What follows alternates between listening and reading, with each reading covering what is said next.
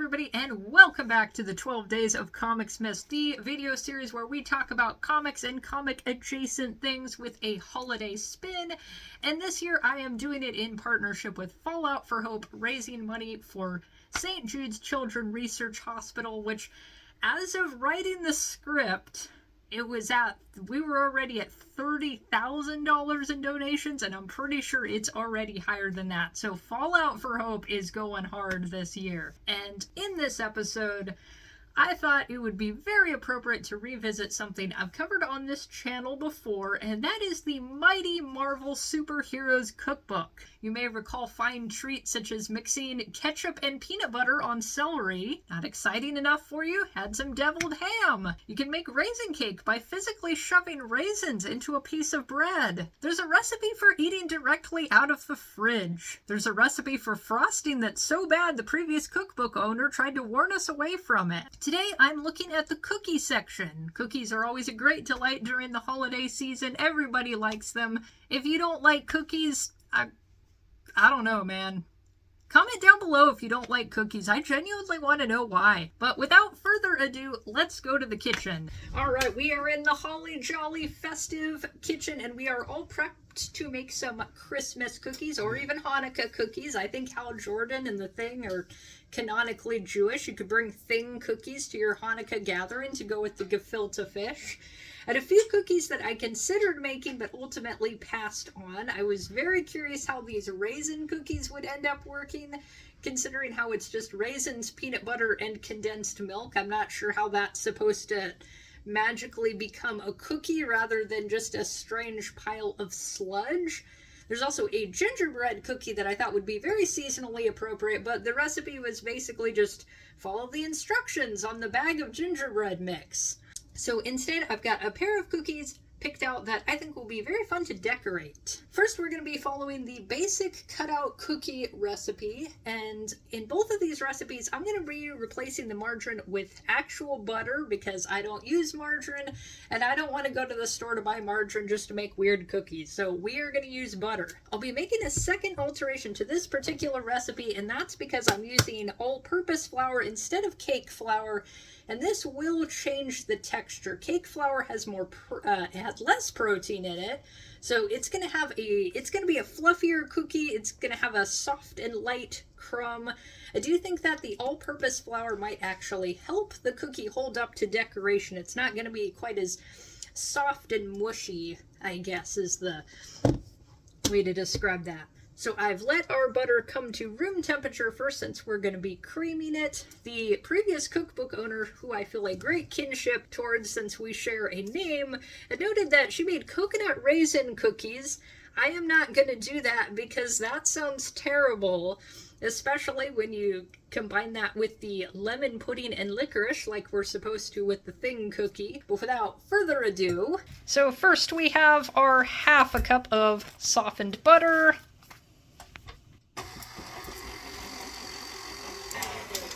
Alright, that looks well creamed as the recipe directs. Next, we are adding our 1 cup of sugar and 1 egg. I have this also at room temperature, like the butter, as when your ingredients are all pretty much the same temperature, they will combine better. Hi! And next we are adding 2 teaspoons of baking powder.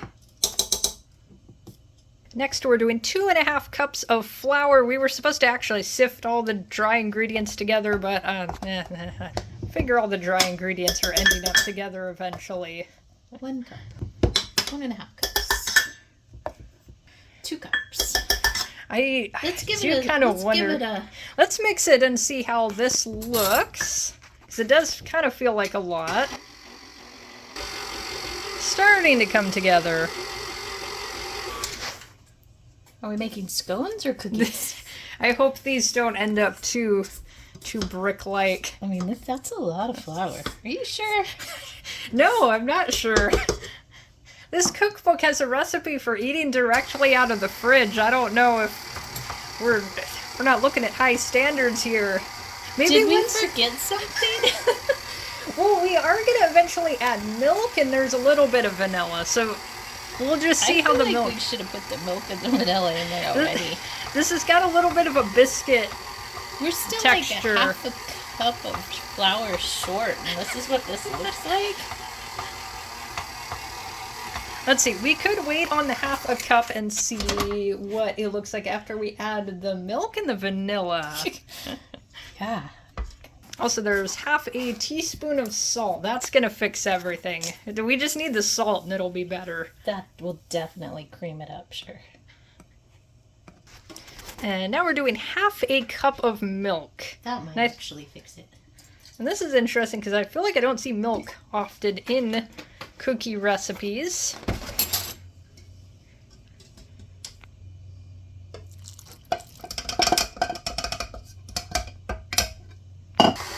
Okay, this makes more sense. All right, Yeah. so we need our last cup of sugar. So there's our last half cup of flour, because this one will need to be, it kind of needs to hold up because we're going to be rolling this out and doing cutouts. Whoa! We have snow! Festive snow! And then finally we will be adding 1 teaspoon of vanilla. I feel like their order of operations is a little bit strange. Because usually the vanilla, I would put that in after we do the butter and sugar egg creaming. It goes in with the liquids and then you do your dry ingredients. It is a very stiff dough. Ooh. Knock it on the floor and Catullus will be so happy. He will clean that up. So here is our dough as it looks now, and that is going to go into the fridge to chill for 1 hour. Okay, so while that is chilling in the fridge, we're going to jump to our second cookie, which is the multicolored sprinkle cookies. These sound nice and easy, and we can make them festive with decorating sugar. The oven is right now heating to 400 degrees, which sounds really hot for a cookie. And again, we're going to be using butter instead of margarine, though it is interesting that we're told to grease the pan with butter and then actually bake with margarine. The 70s, I don't know.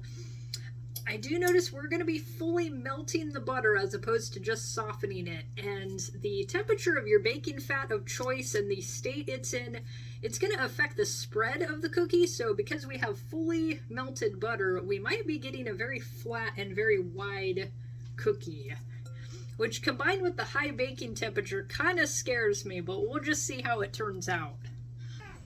Hi. Do you want some butter?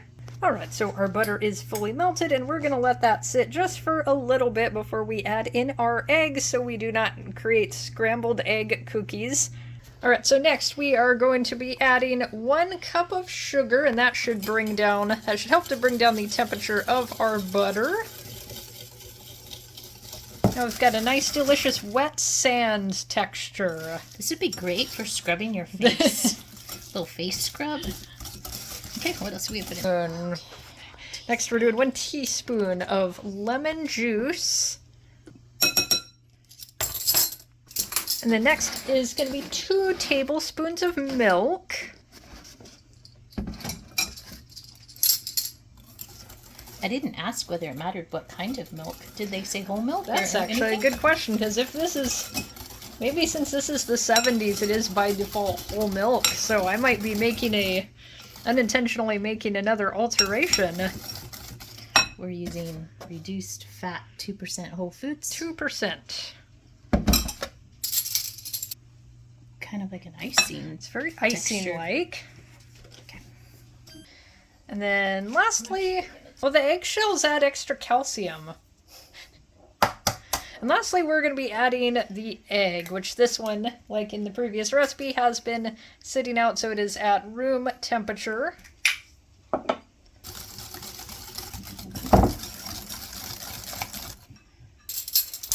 Next, we're going to be doing 1 teaspoon of baking soda. The recipe does tell us to sift the dry ingredients in a separate bowl and then add them, but I don't want to wash another bowl, so we're just going to do it this way.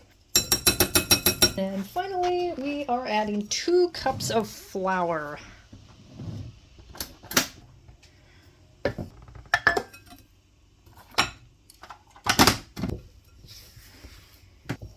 Alright, so oven is set. We have our parchment paper. I have the sprinkles in a little bowl so we can roll our scooped cookies.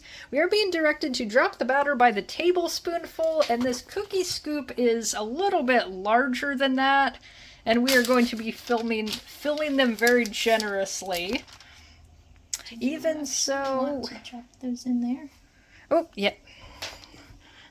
I forgot already what my plan was. We will need to watch these very carefully while cooking, because like I said, this is a 400-degree oven, and these are cookies that will very quickly spread. We might be flying a little close to the sun here. But they look pretty right now. We'll just see what happens after they come out, and they are going to be in the oven 8 to 10 minutes, and I'm going to err on the side of just 8 to be safe, or 6. I'm just gonna watch them very closely. If they were the worst cookies I've ever made, I would actually be impressed. You don't even want to know what the worst cookies I ever made Are you looked thinking like. of the spreader that spread the whole... It was a rectangle. There was not a cookie. It was...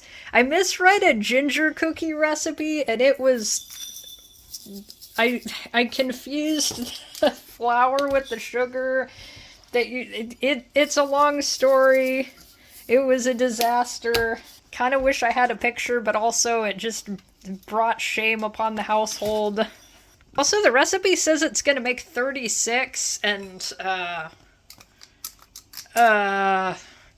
mean, I'm not very good at math, but I think that's not 36.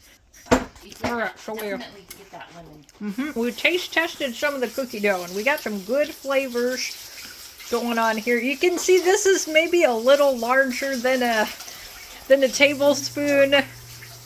That is not 36 cookies, but we're not a small cookie household. So, without further ado, we are going to put these in for 8 minutes and hope. 6 maybe.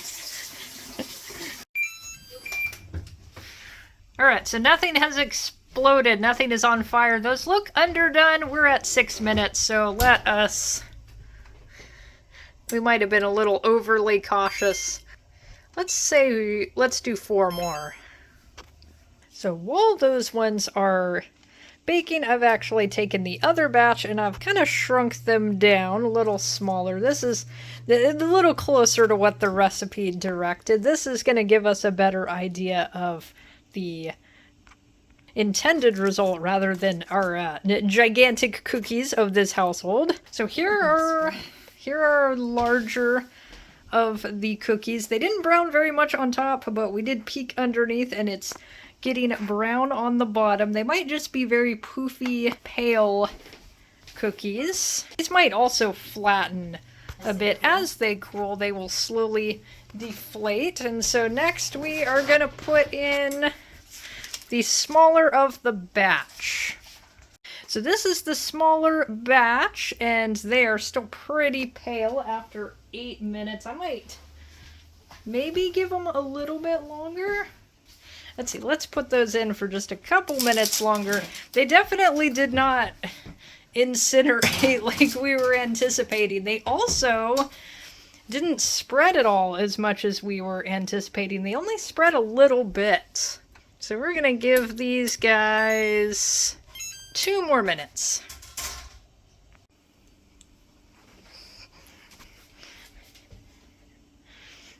So there's our interior. It is like a light and fluffy. This is kind of what I was expecting the cake batter or the cake flour would do for the other cookie we made, is make it a very light, fluffy crumb. All right, let us taste test the cookie. It smells not super sweet.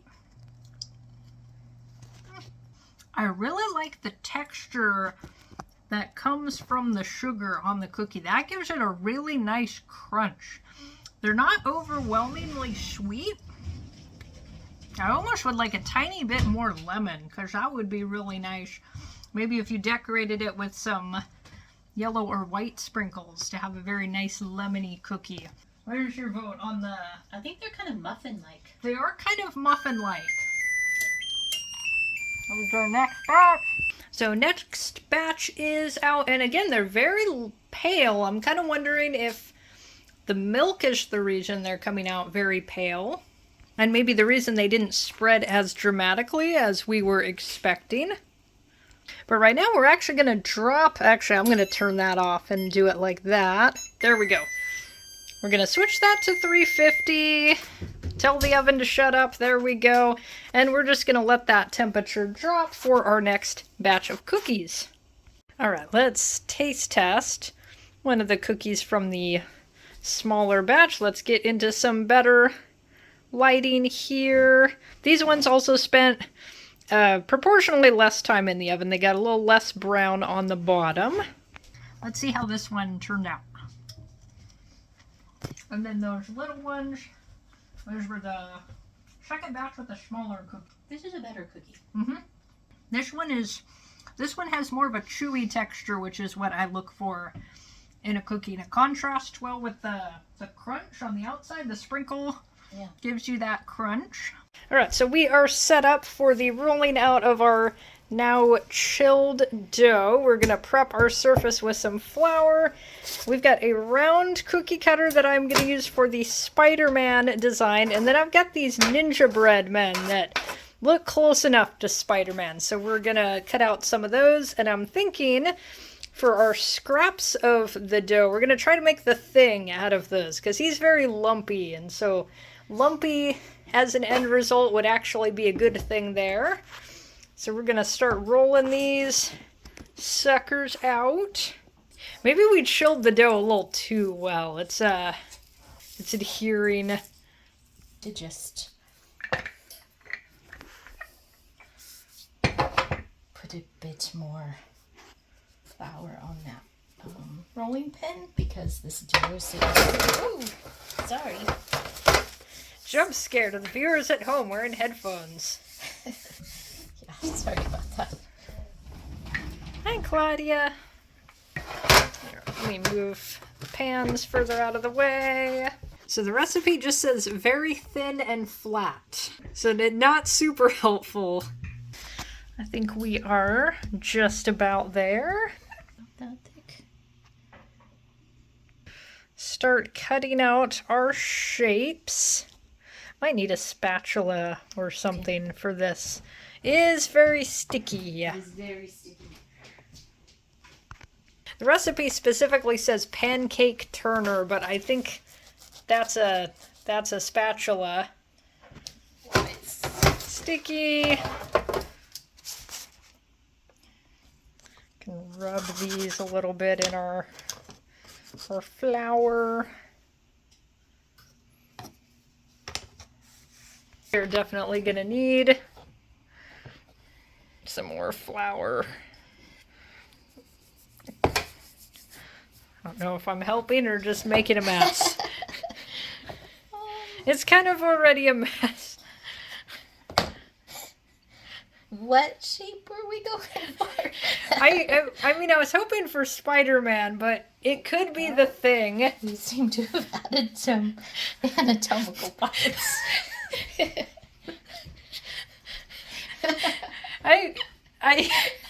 I'm sure that's somebody in the Marvel universe. You did say blob, right? Not perfectly. I hope so. What if I,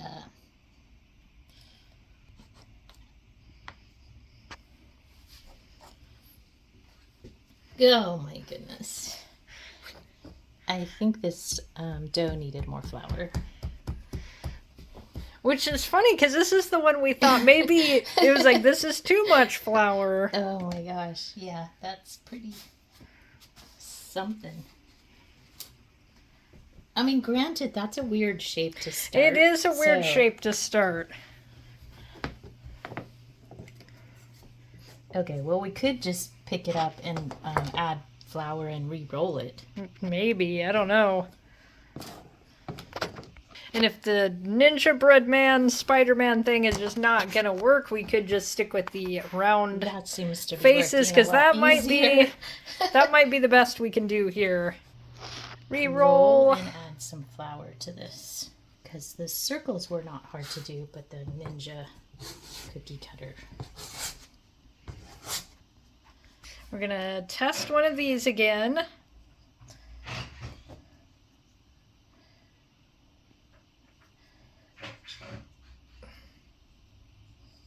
That's promising. And let's switch our...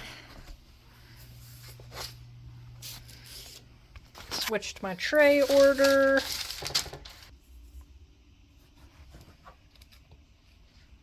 And this one will be the thing. I don't know what that is.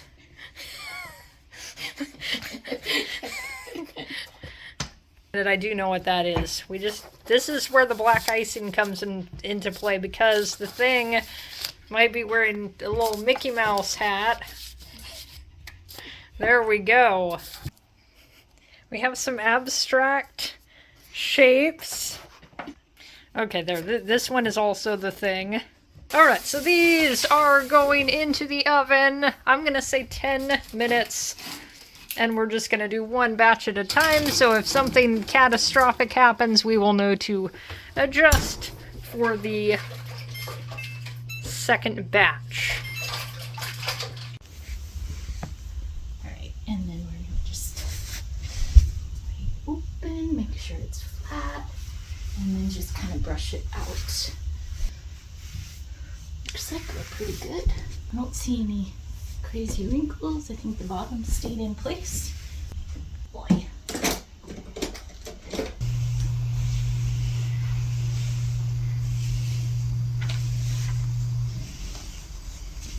Alright, so after 12 minutes we have the color of the parchment paper. Let's see if we can look underneath.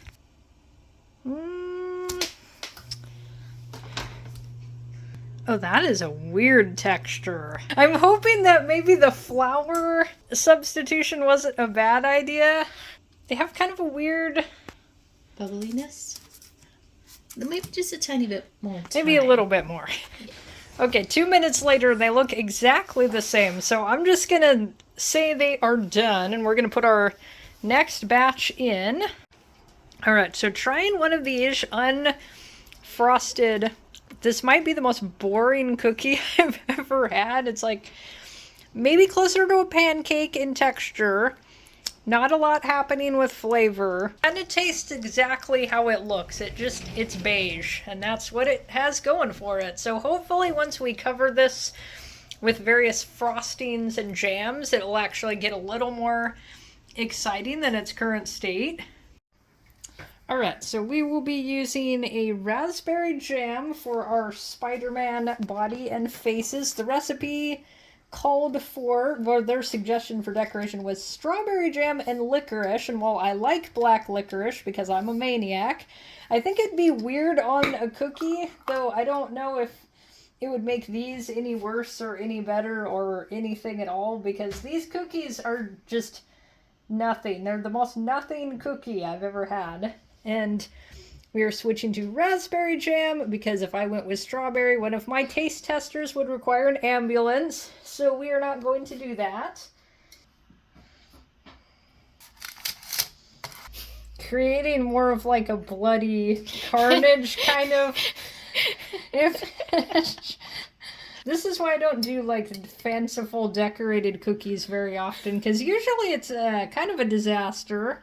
Alright, so for the thing cookie, they suggest that we cover the cookie with, what was it, like lemon pudding and grape jelly and some other, licorice also, and licorice. And that's weird, so I'm not going to do that. And what I'm going to do instead, I'm going to slap together some kind of peanut butter frosting. Might need more powdered sugar. You need a good lump in there. That tastes like peanut butter. That's tasty. It does not have to be smooth and perfect. None of these are smooth and perfect. In terms of how it feels, it's kind of reminding me of Crayola Model Magic when it dries. So it's light and airy, and there's not really anything to it. I shouldn't ask this, but did you ever taste Crayola magic? Not clay? that I recall, but I Okay. probably did. Considering how many art supplies I unintentionally ate in college, it would surprise me that I had not at least once consumed model magic. And I could use the writer gel on these, make them all black, and then they, like I was saying earlier, they're the things Mickey Mouse ears. He went to Disneyland. I'm gonna follow the picture they've got in the book. So if anybody at home is like, well, that doesn't really look like Spider-Man, well, I'm following the instructions. Except for the licorice part. This looks like a baseball. That, in theory, looks like Spider-Man. I think the eyes need to be a little closer together. Let's see. Oh, that wasn't the best line I've ever drawn in my life. I think it's spreading out a little bit. That one already is starting to look like it has spread. Guys, I swear I know what Spider-Man looks like. Maybe I'm just looking at it from the wrong angle. Maybe if we do like... Oh, that totally helps. So the good thing is that the thing, that's pretty easy to get that likeness down. You look so happy there. They did say we should add some marshmallows if they stick to the cookie and not to me. That, looks like Darth Maul.